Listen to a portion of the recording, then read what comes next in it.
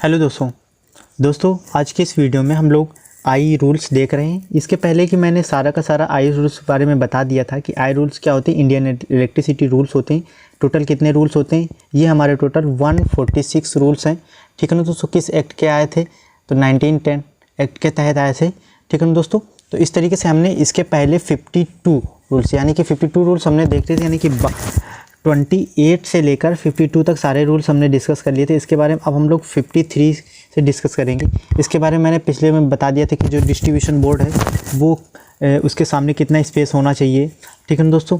कब हमारा सप्लायर यानी कि लीकेज करंट कितना होगा जब हमारा सप्लायर को अनुमति मतलब उपभोक्ता को बंद कर देगा सप्लाई देना वगैरह, ये सारा का सारा हमने बता दिया था। अब हम लोग बात करते हैं रूल नंबर 53 की। तो उपभोक्ता के संबंध के संस्थापन के निरीक्षण व परीक्षण का व्यय यानी कि उपनियम 47 की शर्तों के संबंध में प्रथम बार उपभोक्ता के संस्थापन और परीक्षण का निरीक्षण करने का शुल्क सप्लायर को देना होगा।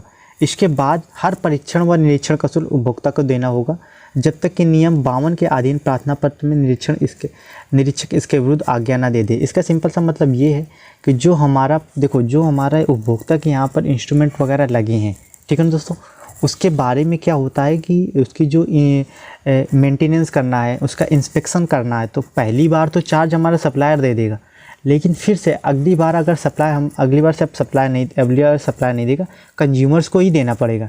लेकिन अगर हमारा इंस्पेक्टर कह देता है कि हमारा कंज्यूमर नहीं देगा तो फिर सप्लायर को ही कंटिन्यूस देना पड़ेगा आगे। ठीक है ना।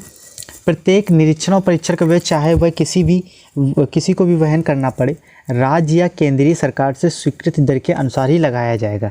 इसका मतलब ये है कि ऐसा नहीं है कि आपको सिंपल से जितना मन चाहा आपने उतना वसूल लिया वो कंज्यूमर से, या फिर अगर इंस्पेक्टर ने कह भी दिया है तो जितना मन चाहा सप्लायर से वसूला जा रहा है, ये सप्लायर का पैसा लग रहा है। ये जितना भी व्यय होगा ये सारा का सारा जो राज्य सरकार या केंद्र सरकार की जो दर है, ठीक है ना, तो उसी के अकॉर्डिंग ये सारा का सारा लगाया जाएगा।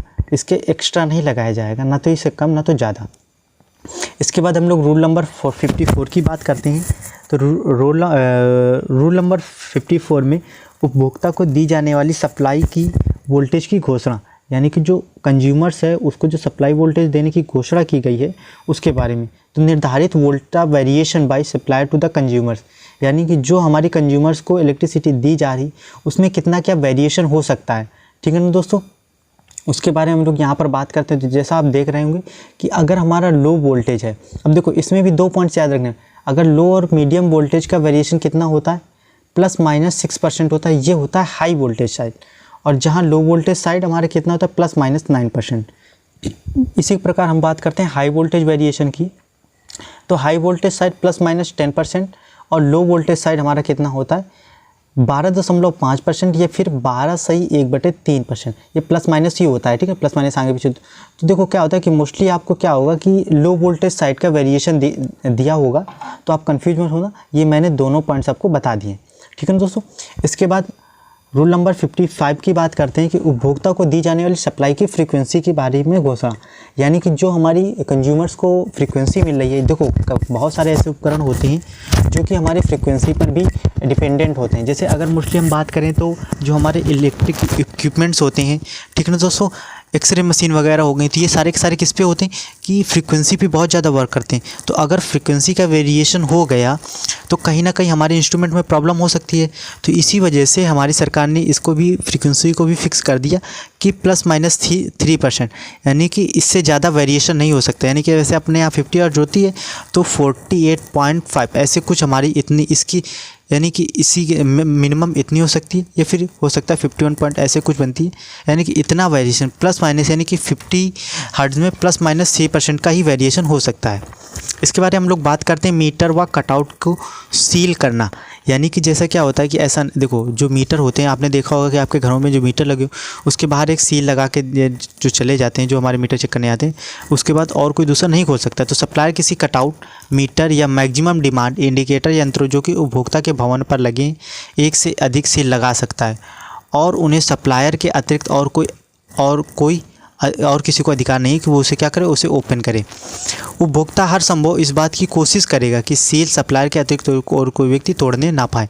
यानी कि ये किसकी जिम्मेदारी है कि कोई सेल ना तोड़ने पाए, उपभोक्ता की जिम्मेदारी। ठीक है दोस्तों। इसके बाद हम लोग बात करते हैं 57 की।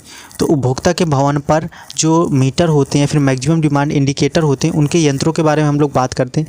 तो उपभोक्ता के भवन पर लगा हुआ कोई भी मीटर या मैक्सिमम डिमांड इंडिकेटर या दूसरे यंत्र उचित क्षमता के होंगे, इनको सही माना जाएगा और पूरे लोड से 1/10 अधिक लोड पर उस पर त्रुटि कितनी हो, ±3% से अधिक नहीं हो। ठीक है दोस्तों। अगर ऐसा कोई मतलब उस पर क्या है कि जैसे कोई अगर लोड है उस पर कितना, अगर जैसे अगर हमारा कोई 100 किलोवाट का लोड, तो उस पर वेरिएशन कितना 1/10, यानी कि बहुत ज़्यादा उस पर 10 वाट का वेरिएशन, यानी कि अगर इतना एक्स्ट्रा आ जाए तो उस पर वेरिएशन कितना हो, केवल +-3% का हो, इससे ज़्यादा का वेरिएशन ना हो हमारे।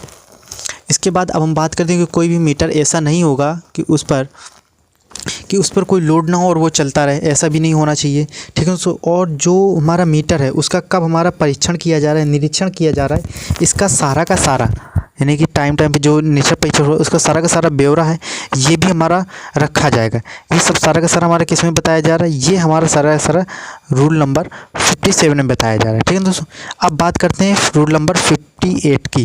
तो सप्लाई शुरू होने का स्थान, उपभोक्ता की पावर सप्लाई के शुरू होने का स्थान वह स्थान माना जाएगा जहां पर विभागीय लाइन, सर्विस लाइन, अर्थ या अर्थ न्यूट्रल कंडक्टर या कंसंट्रिक केबल के अर्थ कंडक्टर को छोड़ करके प्रत्येक चैनल सप्लाई के द्वारा लगाए हुए कटआउट के टर्मिनल बाहर निकले हुए होंगे। इसके बाद बात करते हैं हम लोग रूल नंबर 59 की। तो सप्लाई फेल हो जाने के विरुद्ध सावधानियाँ, यानी कि अगर सप्लाई फेल हो जाती है उसके विरुद्ध क्या क्या सावधानियाँ करने, कैसे क्या सूचना पत्र देना, उसके बारे में बात की गई है यहाँ पर। ठीक है दोस्तों। तो वैद्युत सप्लाई लाइनों की सप्लाई लाइन को पूरे क्षेत्र में इस तरीके से लगाया जाएगा कि वे खंडों में विभाजित हो। उसमें कटआउट, सर्किट ब्रेकर आदि को इस प्रकार से लगाया जाए कि जब कभी सप्लाई फेल हो जाए तो उसका प्रभाव कम से कम खंड या भाग पर पड़े। इसका मतलब सिंपल सा ये है कि जो हमारी सप्लाई दी जाती है, ऐसा नहीं कि उसको एक ही उसमें दे दी जाए कंटिन्यूटी, उसको क्या कि पार्ट में ब्रेक करके दिया जाएगा।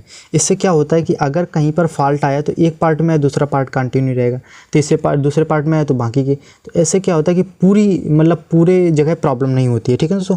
और इससे क्या होता है कि प्रॉपर हर जगह पर कटआउट या सर्किट ब्रेकर भी लगाए जाएंगे। इससे क्या होता है कि अगर कहीं पर भी थोड़ा सा फॉल्ट है तो उस जगह की प्रॉपर, जैसे कि अगर सिंपल से हम बात करें कि जैसे कि ये एक लाइन है और एक ये ऐसे लाइन है। ठीक है दोस्तों। यानी कि इसको खंड में, तो यहाँ पर एक सर्किट ब्रेकर लगा दी, यहाँ पर एक लगा दी, यहाँ पर एक लगा दी, तो अगर हो सकता है इतने में फॉल्ट आए तो ये सर्किट ब्रेकर ट्रिप कर देगा और इतना क्या खंड हमारा प्रभावित होगा। लेकिन इसमें क्या है कि अगर एक पूरी कंटिन्यूस है तो यहाँ पर एक सर्किट ब्रेकर लगा, लेकिन अगर हो सकता है यहाँ पर आ जाए, यहाँ पर आ जाए, यहाँ पर हो सकता है फॉल्ट हो तो इसको उतनी जल्दी से सेंस ना मिले और ये काम ना करे। ठीक, अगर यहाँ पर हो सकता है फॉल्ट आ जाए तो पूरी लाइन की लाइन ध्वस्त होगी। तो इस वजह से हमारा क्या कि सेक्शन में हमारी लाइन डिवाइड होनी चाहिए। अंडरटेकिंग को अच्छी तरह से चलाने के लिए संबंध में या फिर परीक्षण करने के उद्देश्य से सप्लायर जब चाहे विद्युत सप्लाई बंद कर सकता है, लेकिन ऐसा करने से पहले उसे उपभोक्ता को कम से कम 24 घंटे पहले सूचना देनी होगी। सिंपल से ऐसा कोई काम अगर चल रहा है यहाँ पर, अगर फिर ऐसे कुछ प्रॉब्लम्स आ गई कि सप्लायर को अगर इलेक्ट्रिसिटी को बंद करना है तो इसकी जो जानकारी है वो अपने उपभोक्ताओं को 24 घंटे पहले से ही दे देगा। ठीक है ना। ऐसा नहीं है कि उसने पहले नहीं दिया और ऐसे ही बिना सप्लाई दिए जानकारी दिए सप्लाई को कट कर दिया। इसके बाद हम लोग बात करते हैं कि नियम नंबर 60 यानी कि रूल नंबर 60 में क्या बताया गया। तो इसमें हम लोग इंसुलेशन की बात करते हैं, इंसुलेशन रेजिस्टेंस के टेस्टिंग के बारे में बात करते हैं। ठीक है दोस्तों। तो जहाँ लो मीडियम वोल्टेज पर काम करने वाले विद्युत सप्लाई को दिया गया किसी प्रणाली से मरम्मत, परिवर्तन या बदलने के लिए काट दिया गया हो, उस प्रणाली से तब तक नहीं जोड़ा जाएगा जब तक कि पूर्व परीक्षण ना किया गया। इसका मतलब सिंपल सही है कि जैसे हो सकता है कहीं पर टेस्टिंग वगैरह के लिए से कुछ फॉल्ट वगैरह, तो वहाँ से कोई केबल है उसको हमने क्या कर दिया कि कट कर दिया है। अब उसकी क्या है कि हम लोग फिर जब उसको भी प्रॉपर क्या है कि टेस्टिंग के बाद ही ये सारा का सारा जो उसका कनेक्शन होगा तो प्रॉपर टेस्टिंग करेंगे इसका प्रॉपर इंसुलेशन है कि नहीं है। इसके बाद हम लोग बात करते हैं अर्थ कनेक्शन के बारे में। तो लो वोल्टेज जो कि 125 वोल्टेज से अधिक ना हो और मीडियम वोल्टेज के सिस्टम को भूमि से कनेक्ट किया जाएगा। ये सारा का सारा देखो यहाँ पर जो बात की जा रही है ये लो वोल्टेज की बात की जाए। देखो मैं आगे भी बात करूँगा अर्थ कनेक्शन की, तो वहाँ पर आप कन्फ्यूज मत होना। यहाँ पर जो बात की वो लो वोल्टेज और मीडियम वोल्टेज के बारे में बात की जा रही है। ठीक है दोस्तों। इसके बाद DC 3 वायर सिस्टम में मध्यम चालकों को केवल जनरेटिंग स्टेशन पर अर्थ किया जाएगा। इस मध्यम चालक से भूमि में जाने वाली धारा रिकॉर्डिंग एमीटर में बराबर रिकॉर्ड की जाएगी। किसी समय अधिकतम सप्लाई करंट को 1/1000 में भाग से अधिक बढ़ती है तो प्रणाली का इंसुलेशन ठीक कराने का प्रबंध तुरंत किया जाएगा। सभी मध्यम वोल्टता की शक्ति चलने वाले यंत्रों को उसकी अर्थ से कम 2 जगह अलग अलग कनेक्शन करके अर्थ करेगा। ठीक है दोस्तों।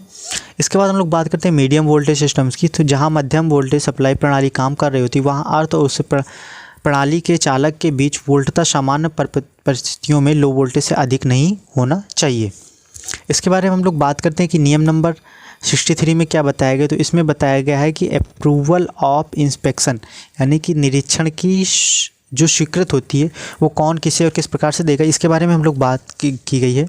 तो किसी व्यक्ति को उच्च या बहुत